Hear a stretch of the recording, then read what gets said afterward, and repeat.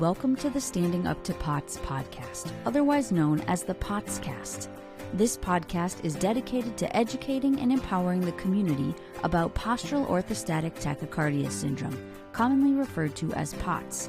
This invisible illness impacts millions, and we are committed to explaining the basics, raising awareness, exploring the research, and empowering patients to not only survive but thrive. This is the Standing Up to POTS podcast. Hello, fellow POTS patients and super people who care about POTS patients. I'm Jill Brooke, your horizontal host, and today we have an episode of the POTS Diaries with Lauren. Lauren, thank you so much for joining us today. Thank you for having me. Hi, it's good to be here. So where are you? How old are you? Give us a few basics on your baseball card. Yeah, so my basics. My name is Lauren, you know that. I live in Minneapolis, Minnesota. I am 23 years old, and I love being outside. So I feel like I should know more about Minneapolis, but I don't. What is the claim to fame in Minneapolis? Oh, what isn't the claim to fame? I feel like you could find any claim to fame. I will say I love the city. It's culturally diverse. I'm a foodie, and there's so many food options to try. A lot of good art to see, a lot of history, and a lot of culture overall. Very cool. Okay, so what do you enjoy doing there in Minneapolis? I like to read a lot. I will say you don't have to be in Minneapolis, obviously, to do that, but I like to read. I like to get outside when I can. Land of 10,000 lakes, Minnesota is, so I like to get out to a lake or a beach if I can do that and just enjoy the weather. People say that they don't like the winter and they live in Minnesota, but I love the winter because there's just a new season every couple months. And winter only lasts a couple months then too, so I like it all. What are your favorite things to read? I am recently reading a book called The Song of Achilles, and my sister recommended it to me, actually. It's a book kind of about Greek mythology, but from like a non-traditional viewpoint, and I love it. But in general, I'll read almost anything. I'll read romance, fiction, nonfiction. One of the books before this I actually read was Killing Jesus by Bill O'Reilly, and that was a fascinating read. So I switch it up. It kind of just depends on whatever is on my shelf at the moment. Yeah, sounds like you are super diverse. That's awesome. Okay, so how would your friends or family describe your personality? I think that they would describe me as fun, lighthearted, a little spunky. I'd hope that they would say that I'm a feminist, because I totally am. But also calm and level-headed for sure. And if we force you to brag about yourself for a minute, what are you good at? I am good at being a cheerleader. I can totally cheer someone on. I can stay level-headed. I feel like that's one of my strengths, is being the calm in the storm. Oh, that sounds like a good skill to have with this whole world of POTS. Did you have a life before POTS? I did. So my POTS story has been a little unique. I kind of developed it from a case of long COVID that I had, but basically I was fully healthy until about like 2020, and things kind of hit the fan. I got COVID. Since then, I had been experiencing long COVID, and then arguably I think a little bit of POTS as well. And then earlier this year is when it got really bad, and that's when I finally was digging into a lot more research and came across this diagnosis. And I believe it was in March or April that I was officially diagnosed with POTS, and it felt more like a weight off my shoulders than anything else. Yeah. Okay, so let's back up a second, and can you give us a snapshot of your life in the year before you got long COVID? Yeah, I mean, I was going to school at the University of Wisconsin La Crosse. I was a D3 athlete. I played tennis. So I was very active, practice almost every day, lifting frequently, going out with friends, kind of having a typical college experience, and working a lot too. I was a very hard worker. I loved the money, even though I was not making a lot of money. I was working at like a Dunkin' Donuts, but I was very committed to kind of being a hard worker, but also having some balance. And then COVID hit and brought on throughout the years that I've had it just a slew of symptoms. So that's been a little challenging. Ah, I'm sorry to hear that. So tell us about your symptoms. Was POTS the only thing you got with long COVID, or did you get a bunch of other stuff too? So originally, the very first symptom that I had was extreme joint pain in my knees. And that was something that was very new and very weird because as a tennis player and as someone who worked at a job who was always on her feet and kind of always moving around, it was very new to me and obviously very painful. So I ended up actually having to cut down my hours at my job and kind of make some life adjustment because of that symptom in particular that I was experiencing. And then, kind of more symptoms resulted after that, some chronic fatigue, headaches for sure, and a little bit of anxiety just kind of about all the symptoms and because no one was ever able to find anything that was wrong with me. And then kind of this year when things went downhill a little bit in terms of my physical health, all the POT symptoms of headache, and I have never passed out, but that pre-syncope feeling of feeling like you're going to pass out, and the nausea, the headaches, heart pains as well, some muscle spasms I've had. So kind of more symptoms, I'd say, as I've had the diagnoses longer. And what was your COVID like? Was it severe? And did you get long COVID right after COVID, or was there a delay? My case was unique in the sense that I actually only went to get a COVID test because I was planning on seeing my family that weekend. I think it was a Wednesday or a Thursday that I went and gotten a test. It was a rapid one, and Friday morning I got a test result back and it was positive, and I was a little surprised, I will say. I was feeling a little bit off that week, but I had kind of attributed it to, not getting the best sleep throughout the week and just kind of having it being a weird couple of days where I just needed to kind of get back into gear.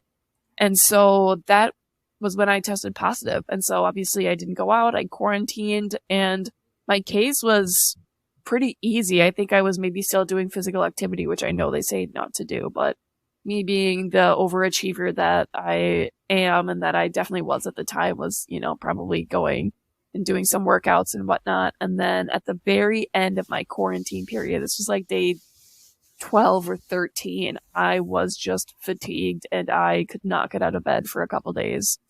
So that was definitely weird, and that was kind of the standard COVID case, and I was like, okay, this is COVID for sure. But that only lasted for a couple days, and then I was feeling better, and then I'd say 2 to 3 months after is when I started feeling the symptoms, and that's kind of when my ill health journey began. And at that point, did you know what long COVID was? Did you recognize it, or what was your diagnostic journey like? Of course, I told my mom because she's, been a very key person in my health journey as well. And she, of course, turned to Google to diagnose my symptoms. I mean, we went to doctors and tried to figure it out, but with the joint pain, nobody could figure out what was wrong. They did all types of scans, blood draws. They asked if I had any rashes. They always looked at my knees. Nothing they could ever find that was wrong. And I don't even think a doctor officially diagnosed me with long COVID until probably this year is when a doctor said it. I mean, I always kind of brought forth that information to a provider, but whether they believe me or not, I think that evolved with the term long COVID. And, when more people started experiencing these mysterious symptoms is when there was more merit to the name long COVID. So it was definitely a while before there was any association with kind of like a long COVID that it was. Yeah, and so I know that a lot of us hope that having an actual diagnosis and a name for our problem is going to bring solutions. So once you knew you had POTS and long COVID, did that help find any effective treatments? It did. I've done, a ton of research, definitely since being diagnosed with POTS, but with long COVID in general, done a ton of research. I will say I sometimes get scared of doing research just because every test result that comes back a little abnormal, I try and do my own research. And so that causes a little bit of, uneasiness because there's always 10 other things that it could be. So I try to stay with a few reliable sources that I've found. But I will also say that I've turned to YouTube, and there is a huge YouTube community of people with POTS and people with, other forms of chronic illness that have healed. And so that's kind of been a lifeline for me, is is hearing the stories of other survivors, of other people that have gotten through long COVID and just chronic fatigue and other chronic illnesses in general. And that's definitely provided me a lot of hope for my journey. Are there any specific things that you feel have helped you the most? Yes, I have recently started acupuncture, and I will say that is one of the only doctors that I sometimes leave feeling worse, and I feel like they did their job, which I know sounds weird and a little crazy, but that has definitely helped, and it's kind of a form of medicine that tries to balance out your energy and your chi more specifically. And so that has helped a lot. I've been meditating a ton recently, and so that's been hugely beneficial in kind of restoring my calmness and restoring kind of my center. I would say diet has helped a lot. The past couple of weeks, I've focused a ton on my diet and trying to eat, an anti-inflammatory diet, more so one that's whole foods based and less processed foods. And that has helped me feel good and trying to restore my gut health. So those are kind of a key overview of things. And I think this goes without saying that pacing is kind of the undertone to all of this, is pacing your symptoms, your physical, mental, spiritual health, all that. So those have all been really big for me. So what does your lifestyle look like now? Are you still in school? Are you still working? What happened to tennis? Yeah, so unfortunately, tennis was not something that I could consistently do while experiencing long COVID. So my senior year, I actually took a step back and I kind of acted as manager, coach a little bit for my teammates because I wasn't able to perform at the level that I wanted to perform at. Like, it was a mutual decision with my coach as well. He respected my decision to let me kind of step down because I couldn't perform. And so I will say right now, it's not the best of times. I'm in between jobs right now. I had a full-time job when I graduated college last year, but for a number of reasons, I left that position and I am currently looking for a new job right now. My health is fairly unstable. I think a lot of people with POTS know that your future is uncertain and it takes a lot longer than what you think it does to find your balance and to find your new normal. So that's kind of my period, is what I'm calling it, is finding my new normal right now. Yeah. How do you feel about all that? I mean, do you know other people? Were there other people at your university who had similar things happen? It sounds sad. How are you doing? Yeah, I mean, I definitely try and stay positive. I do realize that I'm not where I want to be at in my life right now, but I know that there is another side to it, and that's what I am holding my belief in. And that's something that's given me hope throughout the journey, is just my ability to stay level-headed and to stay positive throughout the process, because I know that I will improve. It's just a matter of time. And so holding on to the belief that I will get better is enormously more powerful than I think any other piece of advice that I could give during this podcast. Is you have to believe that you'll get better. And that's something that I'm holding on to. So that has helped me a ton. And then I will say I've connected with people on Facebook and made some friends in the POTS community. And surprisingly, one good friend that I made at college that also is in Minnesota, I was hanging out with her one day and I was kind of telling her that, I was recently diagnosed with POTS, and I was explaining a little bit about what it was. And she brought forth that she'd been living with POTS since she was a child. And I was flabbergasted because I'd known her for a couple years in college and just never known that about her. And so that was kind of bittersweet in the sense that I could see that she was living her life in a way that I wanted to, but she also had POTS. So that's been good, is having a closer friend that knows exactly what I'm dealing with, that is at a place that I want to be at. So that's helped me a lot too.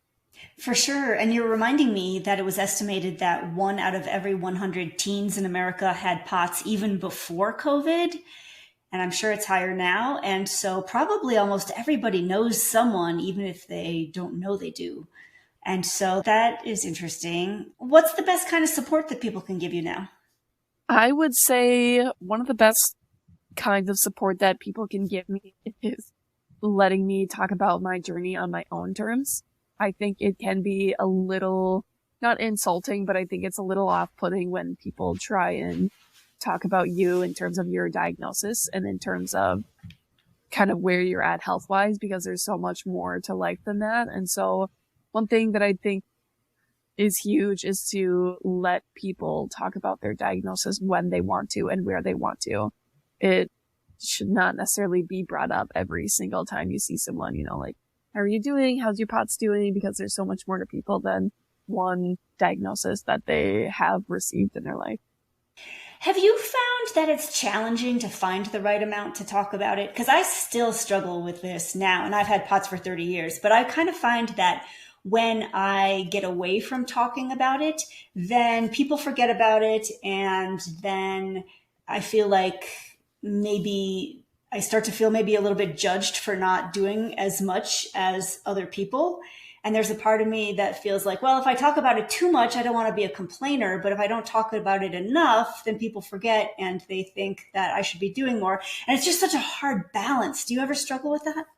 Yes, you probably took the words out of my mouth when saying that, in the sense that, obviously it's a huge part of our lives, this diagnosis, and living with it and navigating the world, knowing that you'll have this. But you also don't want to make it your entire life, because there is a lot more to life than living with POTS. But yeah, I would just echo what you said, that it's a fine line of, you want to talk about it because it is a part of your life and it's a huge factor in your life. But you also don't want to make every conversation that you have with someone about your illness. And so, yeah, I'm finding that balance every single day. It's in the sense of, I want to be a normal 23-year-old, but I'm inherently a little abnormal. So I have to navigate that. So what activities do you enjoy now? Has anything replaced tennis? Yes. So I do envision that I will get back to tennis at some point, because I know my health will get better. So I will say tennis is on a pause right now. What I like to do, I've been getting a little bit into Pilates to kind of build my strength back up. That's been a slow process, but I like Pilates. I feel like I've always been someone who likes to read. I'll say, like, in middle school and in high school, I was that kid who was staying up till 9, 10 at night reading a good book because I just loved it so much. So, reading has always been huge for me. And I have recently taken up hand sewing because I think it's such a unique thing to say that you can hand sew. So that's something that's kind of been a new addition to my life in the last couple of weeks. Neat. Okay. Can you talk to us more about that? What do you mean hand sewing? Like, what do you sew? I laugh because I have really only sewed like holes that have been in a sweater or like a pair of pants or something like that, because I think it's just so handy to be able to do that. In the last couple of weeks, I've come across more clothes than I came to realize I had that had like one hole or one little rip that just needed to be fixed. And it's so convenient just to be able to sew it up. So that's kind of been my starting point. It's really just like sewing things that have problems with them. But I want to take on the project of sewing a skirt, and I am a third of the way there. I got an old dress, and so I took like the satin layer that was on the top, and I am intending to add a waistband to it and to maybe hem it a little bit, but I need a iron to kind of iron it out. And so that's been the next thing that I need to get. Is my roommate has an iron, and I need to like set it up and Google how to use it because I've never used it before. But yeah, that's kind of my next big project, is I want to make like a skirt, and I kind of want to get into making garments. I think that would be super cool, but totally a down the line sort of thing. Neat. Yes. That's so cool. Okay. So has POTS had any silver linings at all? I really, really, really, really am trying to believe that POTS is my super strength and not my Achilles heel, in the sense that it has humbled me. It's made me truly see the beauty in the small things. I feel like before I was diagnosed with POTS, I definitely had these characteristics, but I feel like on a much more different scale now, I appreciate the little things in life. I appreciate the friendships that I have, my family, and it made me appreciate that life just is always a curveball and you never know what's going to happen. And so I'm trying to take that as a positive thing. So that's my silver lining. So this is kind of related, and you sort of addressed it, but do you think it's changed your personality? Yeah, I would say I'm much more empathetic for people. And I try not to feel weird about saying this, but definitely people with disabilities. I feel like I was very humble. My education is in public health. And so I feel like that has given me a well-rounded sense of, social issues in the world. And I feel like more so now than ever, it's kind of like any invisible illness, one that you can't see, like mental illness is huge. You can't see that. And just understanding that you do not know someone until you've walked a mile in their shoes. So I feel like it made me more empathetic, just in the sense that everyone has got their own journey. And to follow up on that, made me realize even more that the grass is not always greener on the other side, in the sense that just because you see that someone else has a life that you think you want to live doesn't mean you know everything about them or their life. Yeah, for sure. Wow. Okay. So you were studying public health.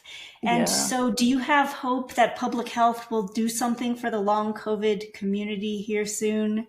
I'll bring it back to my origins. You just have to have hope, hope in getting better in my own personal journey, hope that the world will become more emphatic. Whether that will turn into reality, I don't know, but I do have hope that the social norms around it will change and that there will be more medical breakthroughs. But it's a battle. You got to be an advocate for yourself and for the diagnosis overall. So it's a battle. That's what I'll say. Yeah. Is there anything that you know now about living with POTS that you wish you had known sooner? That salt and water make a heck of a difference.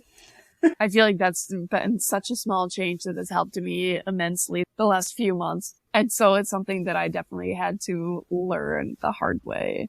But that's definitely been a huge help. And just knowing that you got to take life at your own pace and that your body is going to change and going to adapt, and you got to learn with it.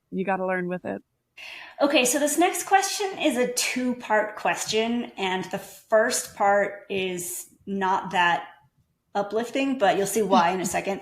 Can I ask, did you have a rock bottom moment? I don't mean to laugh because that's not an inherently funny question. I would say there wasn't one moment where I was necessarily at rock bottom.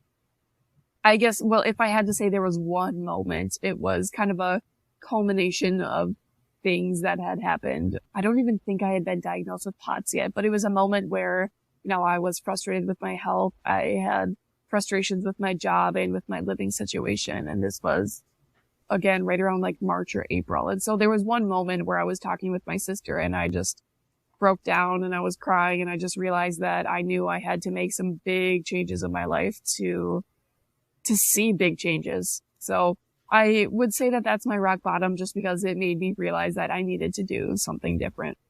But yeah, I would say it's been a little rocky since then. It hasn't been a straight path forward, as I think everyone with POTS kind of would maybe understand. The reason I ask is that we get a lot of messages from people saying that they like listening to this podcast when their POTS is not going so great.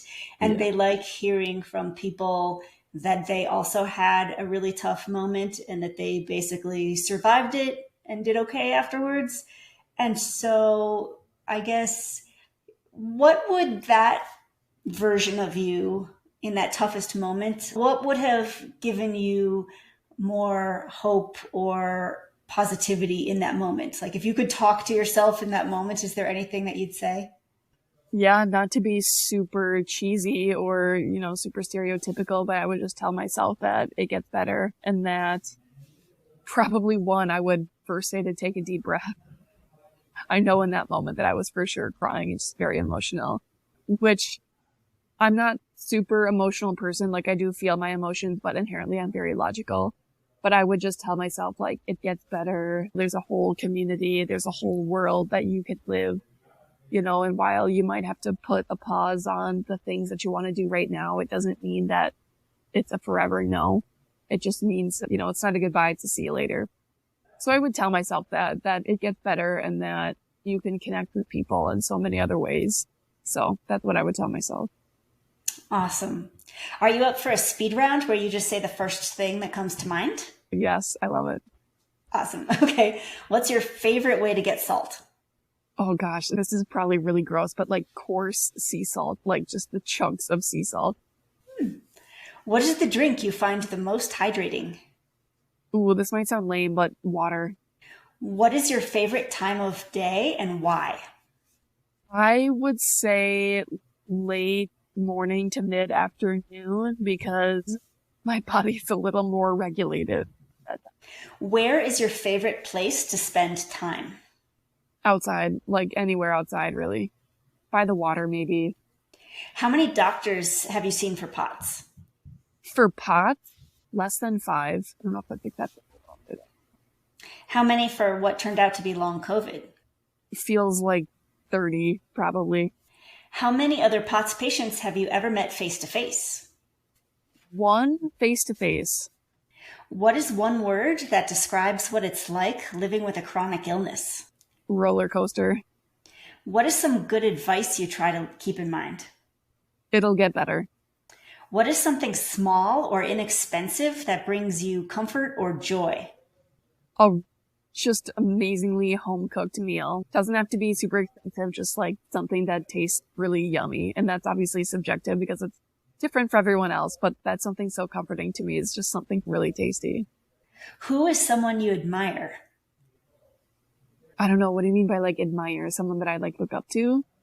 Yeah. I would say my old professor, Dr. Gilmore. Why? He inspired me to no end and let me see that the world is full of possibilities. Oh, nice. What is something you're proud of? My ability to stay positive. What is the toughest thing about POTS? The feeling that you just know your blood is not regulating itself. Like you just know it's your blood not getting everywhere. So frustrating. Do you have any tricks to fall asleep? It's not really a trick, but just keeping a consistent routine is huge.